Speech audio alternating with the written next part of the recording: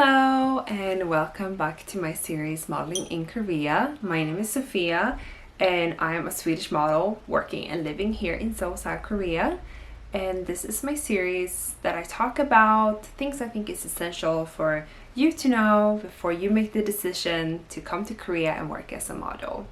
This is going to be the 6th episode and I'm going to touch on a lot of different things, and I would categorize it kind of like things you need to be aware of when you show up on set. The first thing I want to touch on is time and being on time. And I shouldn't even have to say that, but be on time, please be on time. It's not only disrespectful to your client and everyone working on set to be late, but it also shows that you don't have time management. It shows that you might lack in work ethics and morals. And of course, everyone is late once in a while, 5 minutes late. Maybe your train was late, so you missed your transfer. You got late because of that. It happens to all of us. But when you're 20 minutes late because you cannot manage your time, that is a reflection on you. When you go on set, you really want to make sure that everyone sees you in your best light. You're gonna have to work hard, make good connections, be polite to people. Always say, greet people when you come there, be kind to people, say thank you and goodbye, because you want to create a good relationship. Simply as that. Whenever I go on a set and I meet a new client, I'm hoping that I will give a good impression so that they will work with me again. And next time I work with them, I want them to cast me the 3rd time. So it's just about creating connections and show that why they should hire you more than once and actually work with you. And the same goes for photographers and production team or hair makeup artists and even other models.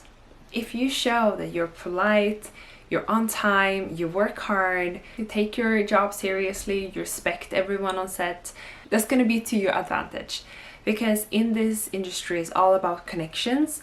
So making sure that you are on people's good side is what matters. And when I say that, I don't mean that you have to kiss ass. Don't come hangover. Don't come drunk. Myself, I would probably think not to drink so much if I'm having a job the next day, because I want to make sure that I am in good condition so that I can do my job the best, because pay a lot of money for you to be there. So if I ask for a lot of money for a shooting, the least I can do is show up on time, be polite, and be in good condition. It's not uncommon that sometimes I get asked, hey, do you know someone with this hair color? Do you know someone from this country? Do you know someone who has this skill or can do this and that? I need someone for this shooting. It happens a lot. Agents and clients ask around when they need something specific. If I work with you and you can't show me that you're gonna show up on time, you might show up hangover or you're being impolite to people, then why would I ever recommend you to any of my connections? Because that's gonna make me look bad. And that, well, at least that's how I'm thinking and viewing it, because then it's gonna be a reflection of me. That's just how I view it. Maybe I come from a different viewpoint. Maybe it's a culture thing. Maybe it's because I'm Swedish. Maybe it's because I worked in offices before, so I have a different way of viewing it.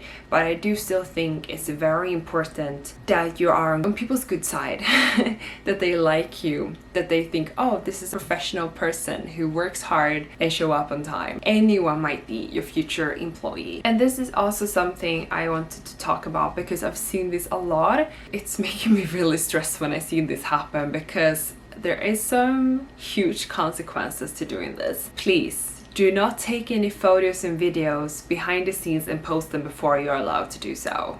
You just don't do it.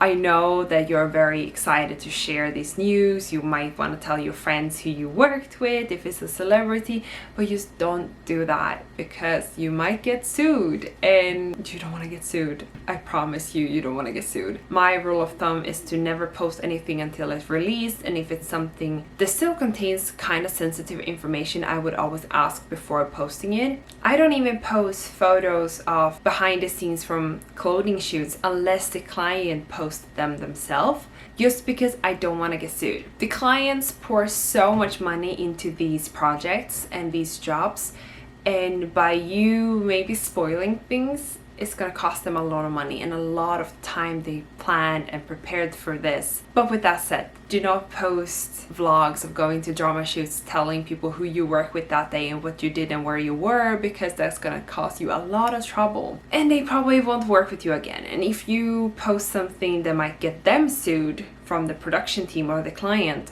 they are for sure gonna counter sue you for having them lose a client and lose money. Especially music videos and movies and drama shoots, and commercials. It's very secretive, so please be careful what you post from there. For one of the music videos I did, one of the other models posted a picture with one of the artists while the teasers were being released, and in the photo that artist was wearing an outfit that was yet to be revealed. So that model spoiled an entire look that is part of the concept for this music video. I've been to another shooting where they kept saying like, do not take any photos, don't take any videos, don't spread this afterwards. This is a lot of secretive information, and that was for an SM artist, and they are usually extremely like careful with these things.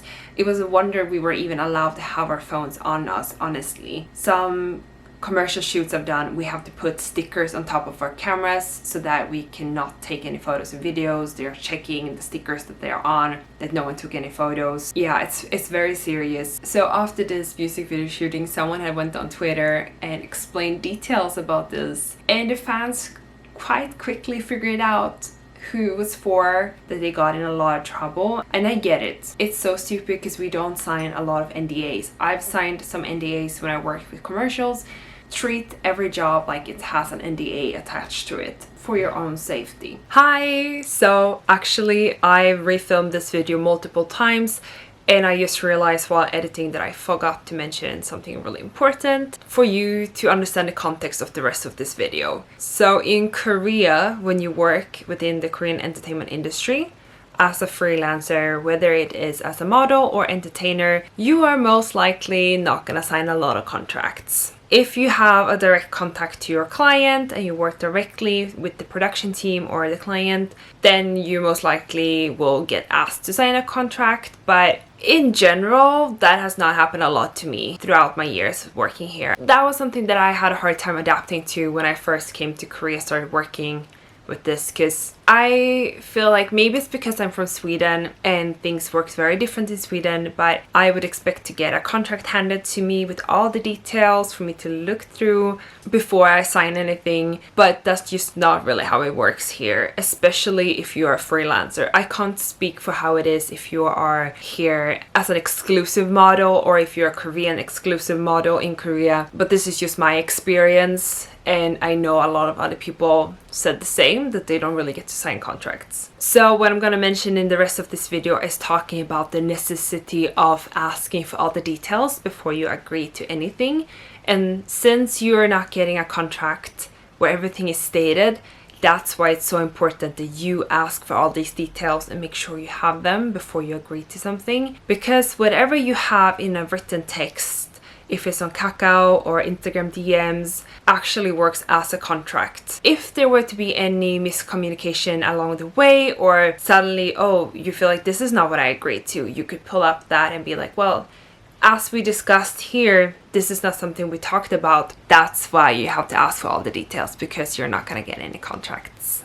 I hope that cleared up the next part. Because this series is not about lecturing people. It's just about helping you, helping yourself, and to stay safe in this environment, because there is a lot of money in this environment and things that could go wrong, knowing what to do so you don't make huge mistakes. And speaking about mistakes, you're gonna have to learn from mistakes in this industry, and I'm trying to help you not to make the huge, like, major mistakes by getting sued, for example. But there are always going to be things that didn't go as you thought it was going to be or planned, and you're going to have to learn from that. I've been in that situation so many times, and one thing I really want to touch on is always ask for all the details about your shooting. Don't guess. Don't assume. Sure, things like drama shootings you might not always know because you're just going to be extra in the background. But that's not really what I'm talking about here. I'm talking about photo shoots for products or clothing or commercials, bigger jobs. Just make sure you know what you're saying yes to before you say yes, and just don't give up on asking for details. Make sure you know the payment, the overtime payment, when you're gonna get paid, the usage, so you know that if it's gonna be globally used or in Korea only, if it's gonna be in Korea and the Philippines, for example, if it's gonna be online only, and where online is it gonna be used. It's gonna be used on their social network. Are you gonna find it on some website? Is it gonna be printed? Will you find it in store? Will it be in magazines? Where will you find these photos? Or where will these videos be used? Because all these details goes into you making a decision about the price. So unless you know all these things, you can't say yes to a price. That's just my personal opinion. I never say yes to anything without knowing all the details. Because let's say I get an offer for a commercial, I get the rates from the agent. By asking all these questions, make sure I understand fully the usage of this commercial. Am I going to be main model in this commercial? Am I going to be sub model, extra? What is my specific role in this? Where is it going to be used? Oh, it's going to be used in Europe on television for 6 months.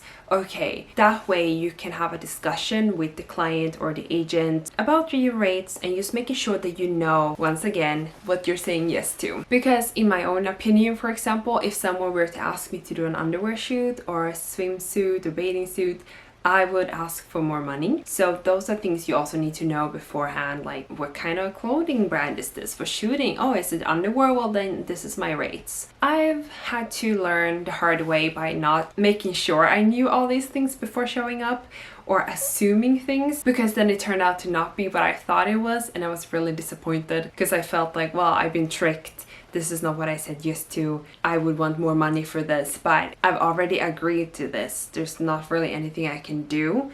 I'm already here. What are we supposed to do? I will just have to figure it out.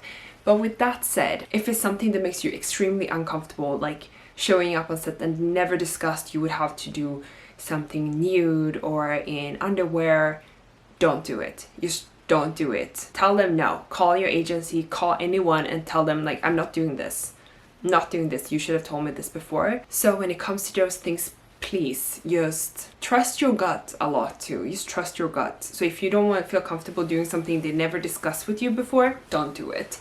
But if it's like something about rates or something about usage, it's hard to argue your case afterwards, because they will say, well, we didn't know, or this is what we agreed to, I didn't know, oh, it's hard to prove, or something like that. So make sure you have all the details so you can make an informed decision before you say yes to any job. Never give up on asking for details. Keep asking until they answer and say, well, I can't do this unless you let me know these details. Your gut feeling is gonna be one of your best friends in this industry, because sometimes you get that feeling like this doesn't feel 100% right, but sometimes we worry because there are communication issues. I ask, oh, when you say this, is this what you mean? And maybe it's just a translation error. Maybe you could have someone ask and talk to them in Korean if you're not good at Korean, but it's really good to have some basic understanding of the Korean language so that you can communicate the best way.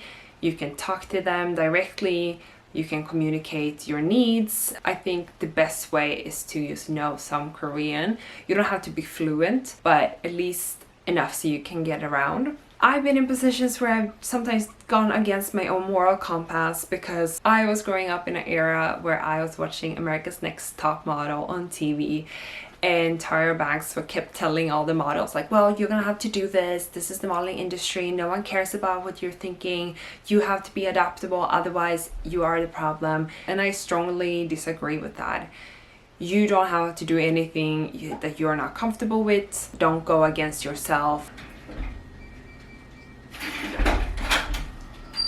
Hello.